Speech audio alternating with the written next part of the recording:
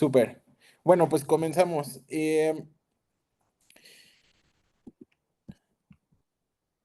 Les preparamos esta plática sobre ciberseguridad, principalmente pensando en pymes, eh, porque la seguridad digital en estas empresas es la más rezagada a nivel nacional. Entonces, la idea es compartirles un poco el entorno en el que se da la ciberseguridad y las, digamos, los pasos necesarios para ir tomando control de la ciberseguridad en un entorno en el que, digamos, una empresa empieza a crecer, se empieza a complejizar su ecosistema tecnológico y entonces el tiempo nos gana y empezamos a tener que remediar vulnerabilidades de seguridad, ¿no? Eh, lo que les voy a platicar el día de hoy son tres cosas fundamentalmente. Es, digamos, una introducción muy general, pero que nos va a permitir eh, identificar dónde estamos parados y qué tendríamos que hacer para empezar a tomar control de la ciberseguridad de las empresas en las que estamos. Eh, Si es posible que me platiquen rapidísimo de qué empresas y qué tamaño de empresas son de las que nos estamos conectando. ¿Les podrían habilitar los micrófonos a algunos?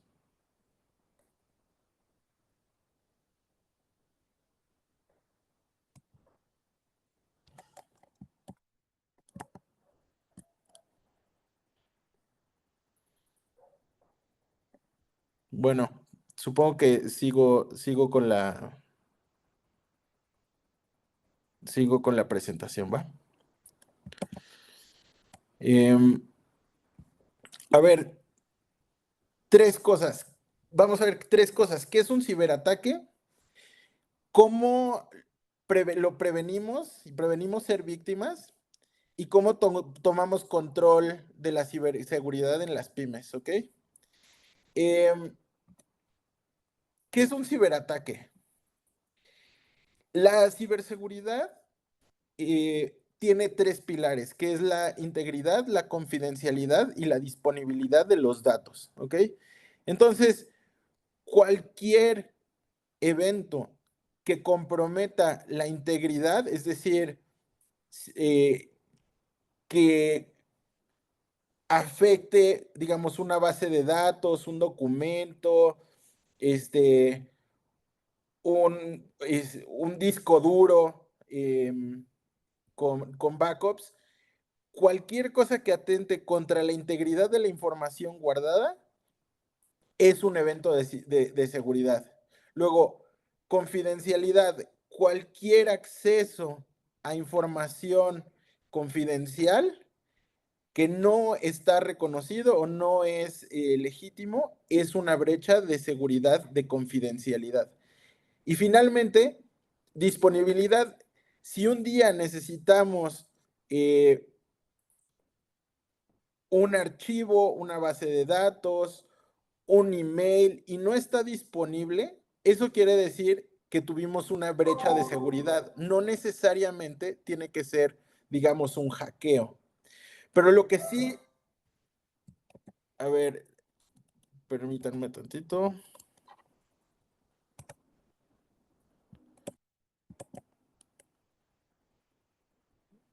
¿Hay alguna duda hasta ahorita? No. Va.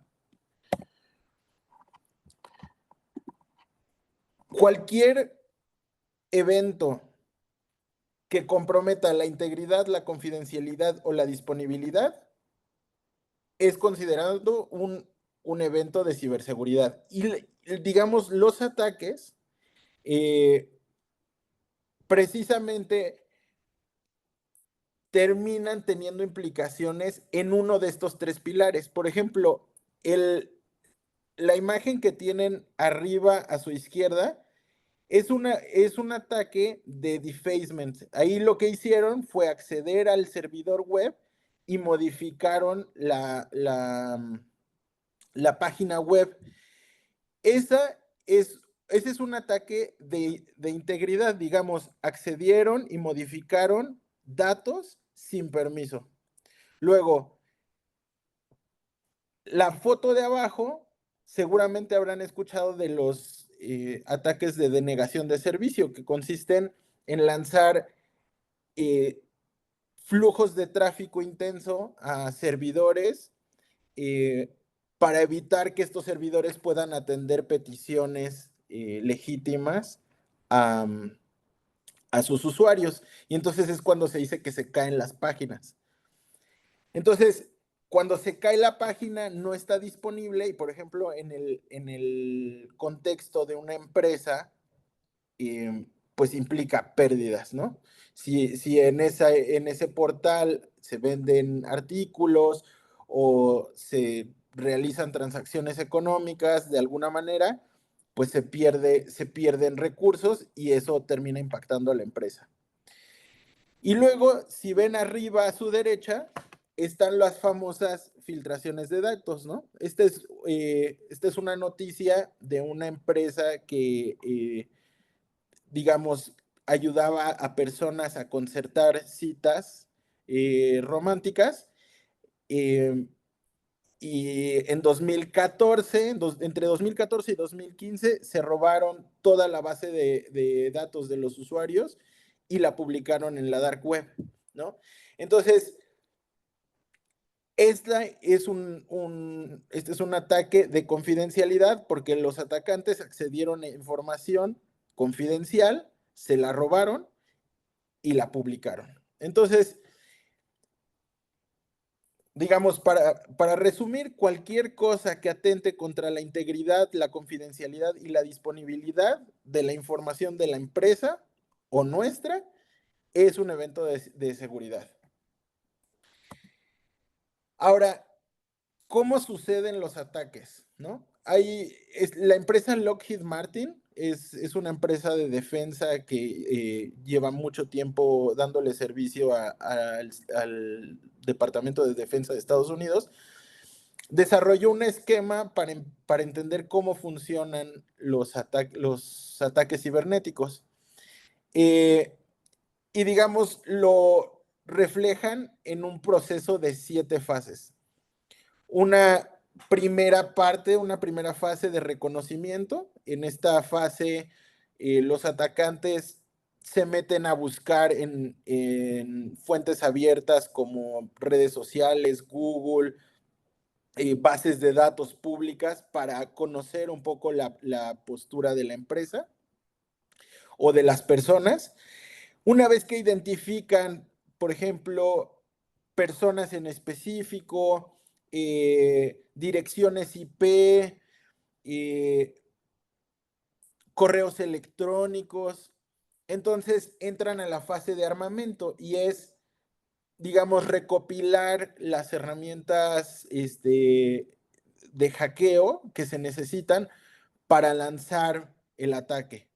Entonces, una vez que ya identificaron digamos, la ruta de ataque, lanzan el ataque y entonces entra la fase de despliegue o delivery y es, digamos, la técnica que utilizan para hacer llegar el ataque a la red, al correo electrónico, al mensaje de WhatsApp, y todo esto implica, pues, digamos, técnicas de hackeo específicas.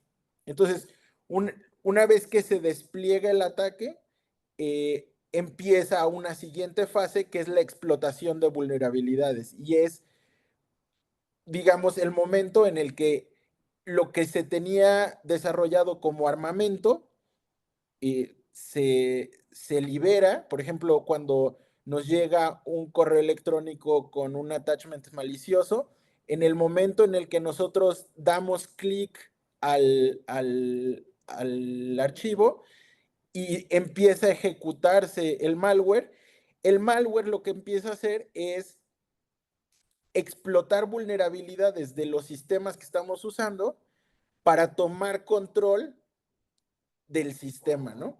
Entonces, explota la vulnerabilidad, se instala en el sistema y entonces se crean conexiones maliciosas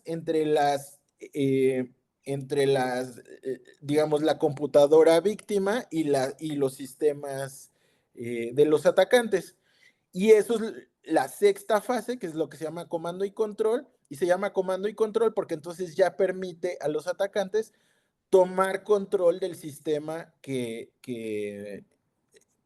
digamos, que vulneraron a través de distintas técnicas. Una vez tomado el control del sistema, entonces sí, los atacantes tienen la posibilidad de realizar las actividades para las que diseñaron el ataque, y puede ser robar datos, eh, encriptar datos en el caso del ransomware, puede ser robar contraseñas, e incluso puede ser utilizar ese servidor ese equipo para mandar correos electrónicos maliciosos a otro lugar digamos, seguir explotando la cadena de ataque para llegar al objetivo final. Esto es importante tenerlo en cuenta porque a veces las pequeñas y medianas empresas pueden sentirse seguras porque por su tamaño no consideran que son o que podrían ser objetivo de grupos de amenaza significativos, y sin embargo son el punto más débil de una cadena de suministros digamos, de una compañía mucho más grande. Entonces, el punto de entrada terminan siendo empresas pequeñas, comprometen sistemas de las empresas pequeñas para lanzar ataques a las empresas grandes. Y eso a las pymes les puede generar problemas muy grandes porque pueden perder digamos, clientes significativos y en muchos casos sus únicos clientes. Entonces, algo que ya sabemos, y seguramente es la razón por la que estamos aquí, es que los ciberataques se han incrementado de manera exponencial en los últimos años. El año pasado, de acuerdo con Fortinet, se recibieron 324 mil millones de intentos de ciberataques. Obviamente, no todos son efectivos, pero los que son efectivos sí pueden tener repercusiones económicas, daños reputacionales. Los daños reputacionales luego son minimizados porque, digamos, no parece una pérdida real, pero puede comprometer a la empresa a no encontrar nuevos clientes. También puede ser sujeta a, digamos, demandas, a demandas jurídicas por parte de nuestros clientes o de nuestros colaboradores por no haber implementado medidas de seguridad suficientes para cuidar la información que compartimos, ¿no? En muchos casos, como el caso que les compartía de la plataforma de citas, el modelo de negocio mismo se perdió y tronó la empresa. Y finalmente, pues multas y sanciones cuando las empresas son auditables y tienen que estar apegadas a estándares internacionales. Por ejemplo, la Comisión Nacional Bancaria y de Valores emitió una carta donde solicita que los bancos de México estén certificados en PCI DSS, un estándar internacional. Si los bancos en México no cumplen o no se certifican en PCI DSS, pueden perder su derecho a participar en el sistema SPEI. y entonces perderían la capacidad de estar en el sistema que permite a los mexicanos hacer transferencias electrónicas. Entonces, digamos que los, los riesgos cibernéticos pueden traernos dificultades que en un momento dado sí pueden ser críticas y sí pueden ser estratégicas y pueden terminar por contener el crecimiento de una empresa. Entonces, ¿cómo evitamos ser víctimas de los ciberataques? Y creo que esta es la parte más importante de la presentación. Y es que no podemos evitar los ciberataques. De hecho, los ciberataques se lanzan de manera automatizada y de manera masiva al Internet. Y en muchos casos, simplemente son las medidas que podemos tomar nosotros como empresas y como individuos las que evitan que terminemos siendo víctimas. Entonces, punto número uno, no podemos evitar los ciberataques, solo podemos mitigar los riesgos. Y a eso vamos en la siguiente, vamos a hablar en la siguiente sección de la presentación. La ciberseguridad se centra en la gestión de riesgos. Entonces, ¿cómo medimos el riesgo? El riesgo es, digamos, la probabilidad de ocurrencia de un suceso por el impacto que puede tener dicho suceso. Entonces, si por ejemplo, en una empresa en un despacho de contadores, la base de datos donde están todas las facturas de los clientes se borra o se pierde, el despacho está perdiendo básicamente su capital de trabajo, ¿no? Entonces, el lugar donde está instalada esa base de datos es un nodo crítico y entonces para esa organización, ese nodo tendría que estar muy, muy bien cuidado. Entonces, para saber qué tipo de ataques podrían llegar a ese nodo, a esa base de datos, tendríamos que saber, ok, ¿a qué nos dedicamos como organización? ¿Cuáles son los ataques que principalmente recibe digamos, la rama industrial de los despachos contables, por ejemplo? Y entonces tenemos que hacer un análisis muy detallado de a qué nos dedicamos, qué información tenemos, qué sistemas tenemos, y entonces empezamos a construir un plan de mitigación de vulnerabilidades. Con respecto al contexto, es muy importante tener claro cuáles son los ataques más comunes en mi rama industrial. O sea, si me dedico al sector farmacéutico, si me dedico al sector automotriz, si me dedico a la construcción, con una simple investigación de Google podemos saber cuáles han sido los ataques más frecuentes a esta rama industrial, ¿no? Y además también podemos saber cuáles han sido los vectores de ataques. ¿Qué ¿Cómo fue que llegó el ataque a las empresas a donde sí han llegado esos ataques? ¿Fue por un mail de phishing? ¿Fue por,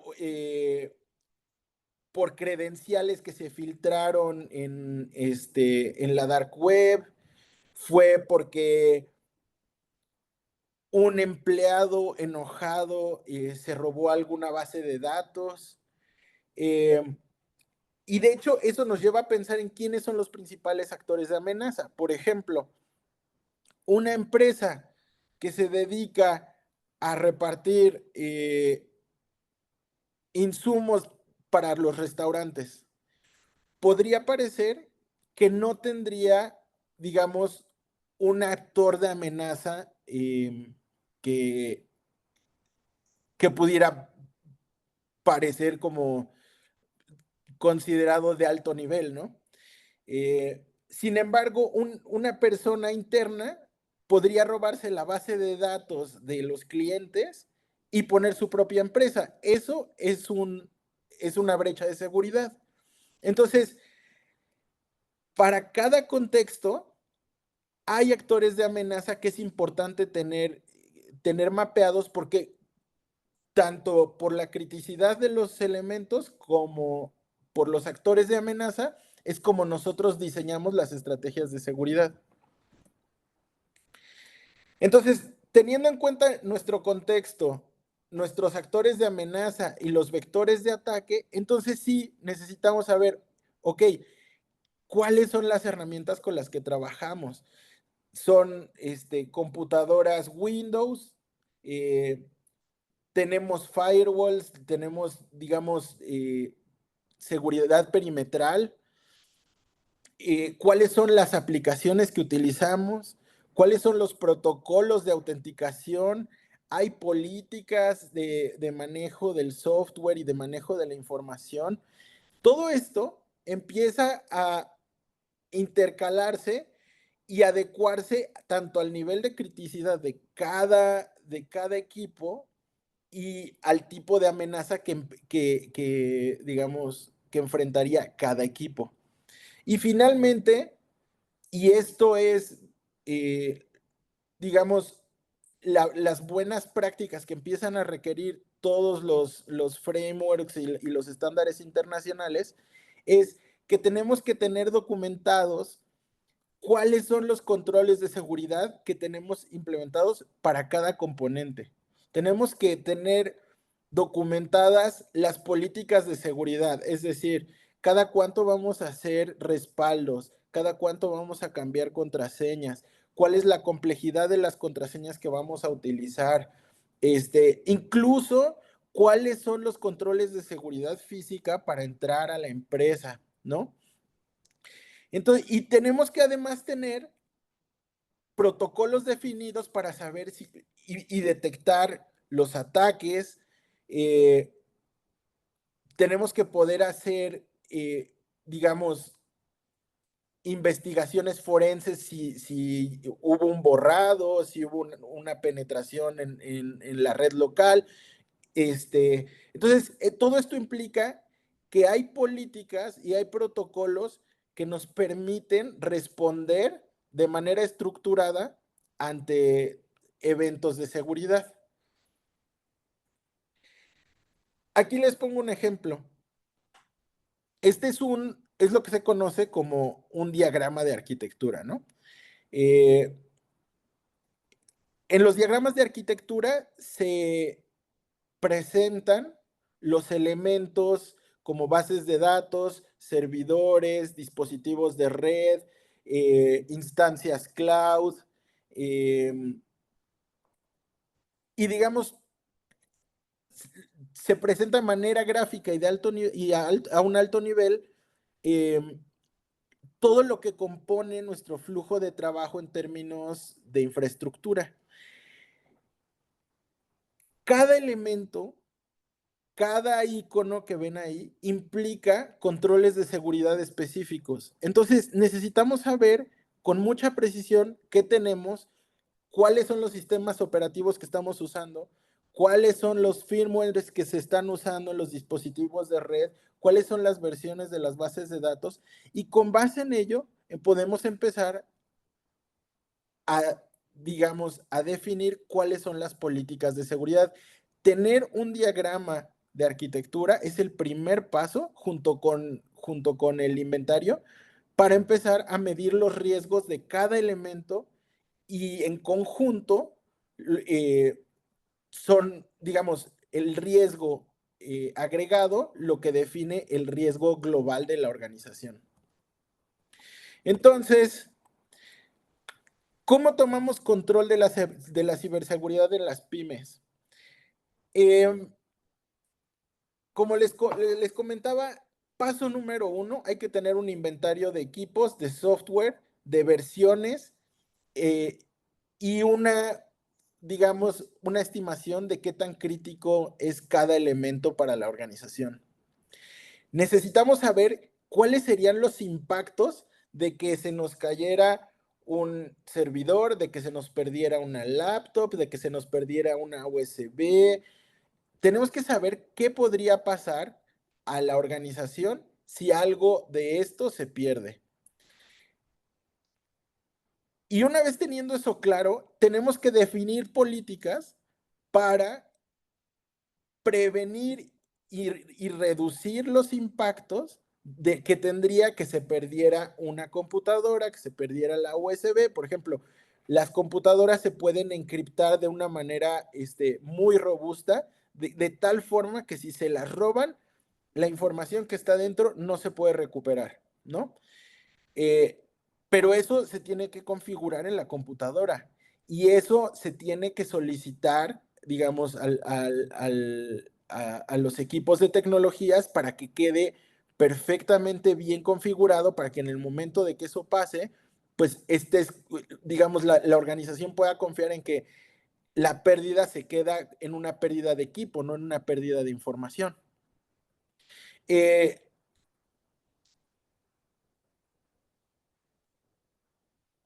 Otra cosa que hay que hacer es implementar los controles de seguridad de acuerdo con la criticidad y de manera muy rigurosa. Y me refiero rigurosa a respetar las políticas internas. Si ya se documentó una política, debe haber alguien encargado de hacer que se cumpla, ¿no? Porque si se desarrolla el documento, se establece la política, pero no logramos que los equipos la implementen, seguimos teniendo una postura de seguridad inadecuada. Y finalmente, algo que nos ayuda a todos, independientemente del tamaño de la empresa, es pues apegarnos a estándares internacionales. Aquí les puse algunos, ¿no? Está el PCI DSS, que es un estándar internacional en el que se tienen que certificar todas las entidades que procesan pagos con tarjeta. Está el ISO 27001, que cada vez se solicita en más ramas industriales. Está el SOC 2, que, digamos, evalúa la seguridad de data centers. Está el estándar HIPAA, que se utiliza es un estándar de ciberseguridad para la industria de la salud. Y luego están los marcos de referencia como OWASP y NIST, que nos ayudan a identificar qué tan preparados estamos para enfrentar un evento de seguridad, ¿no?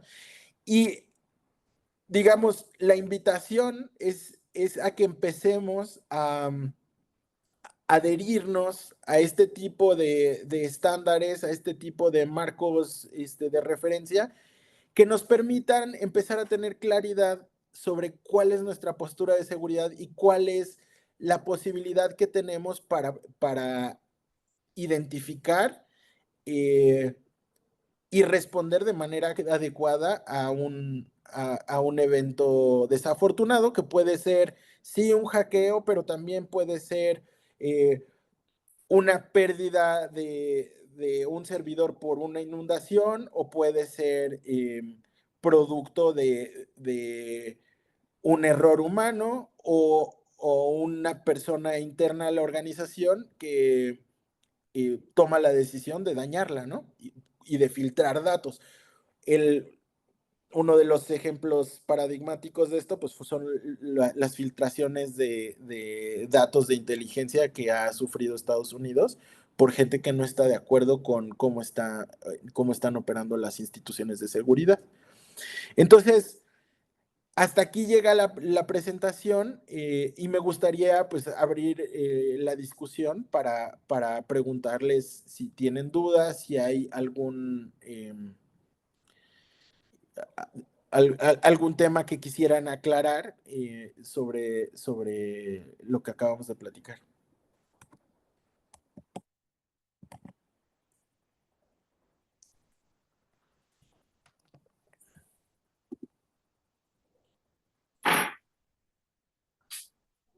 Hola Rodrigo, buenas tardes. Buenas tardes, Lourdes, Edwin, José Manuel. ¿Alguien que quiera participar? A tus órdenes, soy parte del equipo de HI Consultores. Ah, súper. Entonces, pues bueno, les pediríamos a Edwin y a José Manuel, Lourdes, si tienen alguna pregunta, participación que quisieran compartirnos para el tema. Yo pienso que es un tema bastante interesante, muy de boga y sobre todo que en las empresas siempre están buscando esa seguridad de datos y todos, bueno, ahorita ya de manera personal también estamos preocupados precisamente por proteger nuestros datos en muchos de los aspectos de la vida, ¿verdad? ¿Alguien que quiera participar? Sí, buenas tardes. Mi nombre es Lourdes, también estoy de HI Consultores. Pues el tema es muy extenso y en base a todo esto, ¿qué software tú nos recomendarías como para protegernos? Ok, mira, Lourdes, digamos que no hay un software en general que proteja todo. Eh, lo que generalmente se hace es, como les comentaba, es identificar cuáles son las funcionalidades de cada equipo. Por ejemplo, eh,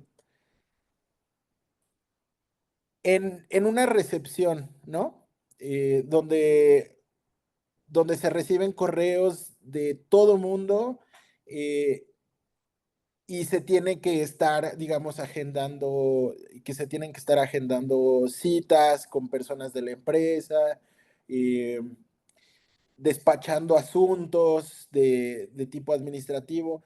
Ese tipo digamos, de sistemas o de computadoras, pues están expuestas a recibir correos electrónicos de un montón de gente y un montón de archivos. En ese punto es muy importante tener instalado un antivirus, por ejemplo. Hay muchos tipos de antivirus, dependiendo del tamaño de la empresa y de la infraestructura tecnológica con la que cuenta, pues puede ser de tipo corporativo o puede ser como los que se compran de manera individual, ¿no? Hay varios muy buenos. Uno es, por ejemplo, es Bitdefender, está McAfee, ¿no? Em, pero digamos, no es la única herramienta que necesitamos para protegernos de cualquier cosa. Por ejemplo, si en una computadora se maneja información extremadamente sensible, lo que necesitamos es una herramienta que se llama DLP, que quiere decir Data Loss Prevention, y lo que hace esa herramienta es identificar eh, archivos críticos o archivos declarados como confidenciales para que no se puedan mover, digamos, no los puedas sacar y guardar en una USB o no los puedas mandar por correo electrónico. Este, entonces, sí depende de cada empresa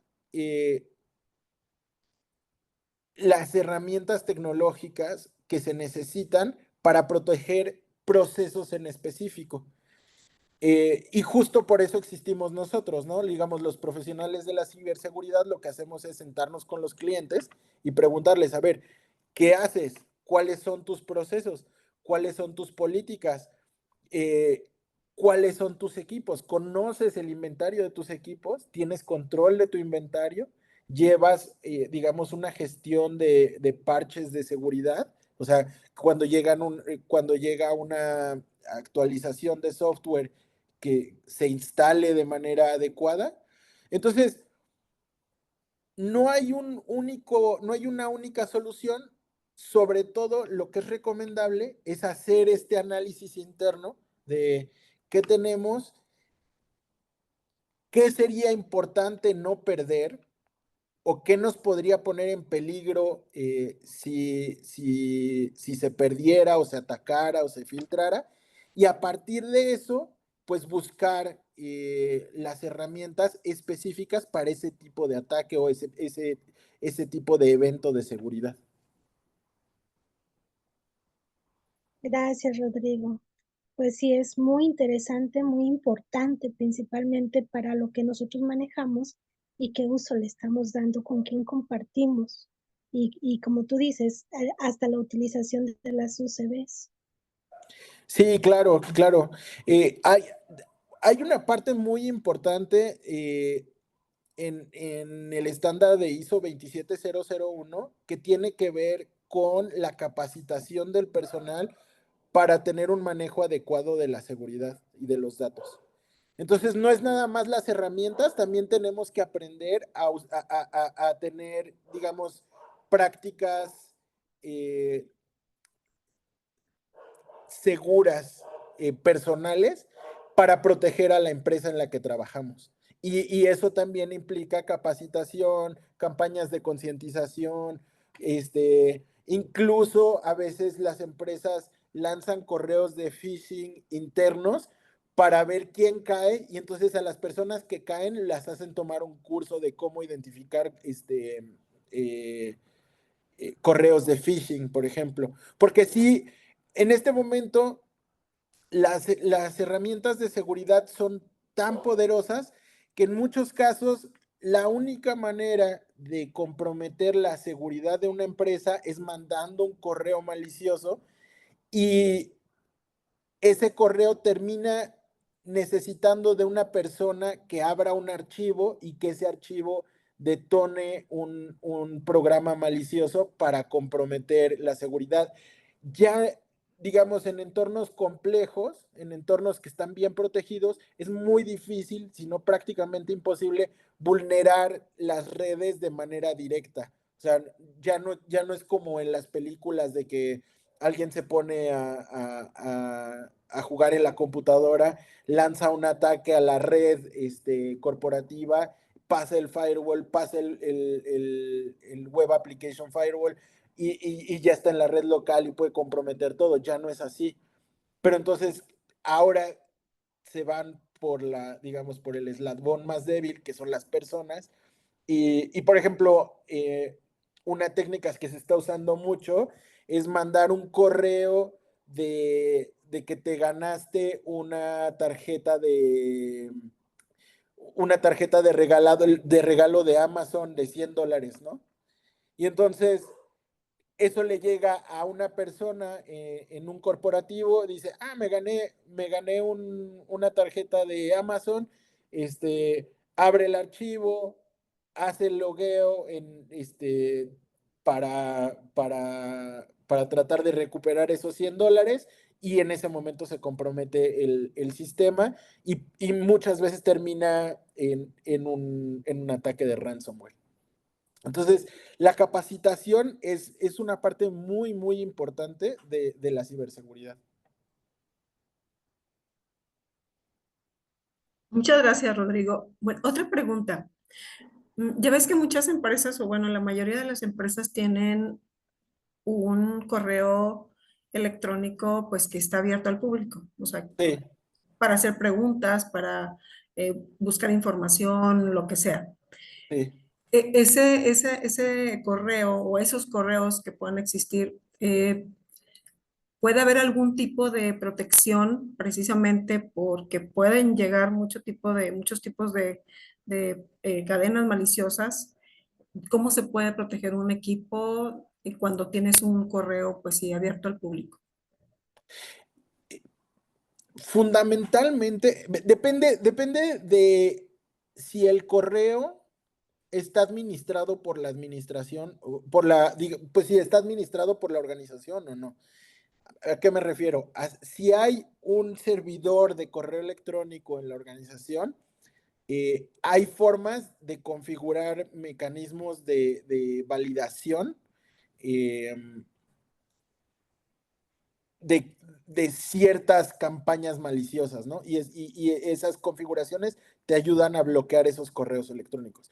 Sin embargo, bueno, y si es un correo, digamos, de Google normal que abrimos para la empresa, es muy probable que no podamos configurar digamos, esos parámetros. Y entonces sí terminamos teniendo que cuidar en específico el endpoint, o sea, la computadora, y para eso se pueden hacer dos cosas. Instalando anti-malware, o sea, o antivirus, y además configurando de una manera segura la computadora. Hay unos estándares internacionales, que es, digamos, los estándares con los que se basan los ejércitos y los bancos para configurar los equipos Windows o los equipos Linux, para evitar que se generen procesos maliciosos en un momento dado. Aún así, o sea, aún teniendo el antivirus, teniendo un equipo jardinizado, así se le dice a un equipo que está bien configurado de seguridad, y un equipo que tiene activo el firewall del equipo, pensando que no tenemos un firewall además de corporativo, sí terminamos recayendo en la capacidad de la persona que está administrando el correo electrónico abierto al público para identificar campañas maliciosas. Y en ese caso es muy importante tomar un curso o tomar una asesoría de cómo identificar correos maliciosos, porque hay unos que son evidentes, ¿no? O sea, hay unos que dicen, ay, te ganaste 3 millones de pesos, da clic aquí. Eso sabes que es un correo malicioso, pero hay otros que no. Hay unos correos que llegan diciendo, de parte de Google, actualizamos nuestra política de privacidad. Para continuar con tu cuenta necesitamos verificar tus datos y por favor accede al portal de Google. Te mandan la página clonada de Google y entonces tú pones tus contraseñas, ellos se quedan con tus contraseñas y entonces ya pueden acceder a la cuenta. Y para eso además se pueden configurar mecanismos de autenticación de varios factores que soporta Google, que soporta Yahoo, Microsoft.